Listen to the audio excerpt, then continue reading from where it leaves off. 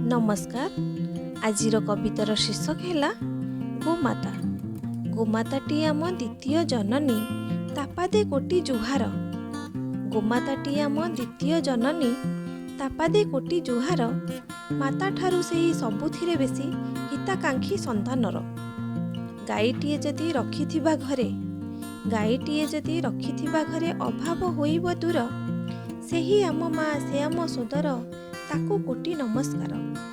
प्रभातु उठिण गोबर नीरजे पवित्र करे दुआर। प्रभातु उठिण गोबर नीरजे पवित्र करे दुआर। घसी गुंडा करी ता गोबर आमे जाल करू व्यवहार। ताखीर अमृत दही छेना घिଅ देवतांक लुड़ा सिना।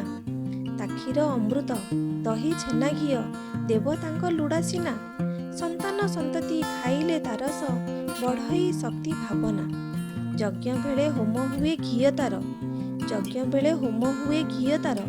वायु को करे विशुद्ध से वायु सेवन कले प्राणीजन होई जाती रोग मुक्त। गोमाता गंगा माता गीता माता गायत्री माता एचारी।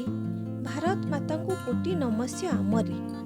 गोमाता को केबे हतादर आमे करिबा नाहिटी जमा। गोमाता को केबे हतादर आमे करिबा नाहिटी जमा। ता गुहाळ सफा भल खाद्य दबा हैराण न करिबा। हतादर जेबे करिबा ताहाकू निश्वास तार पड़िब।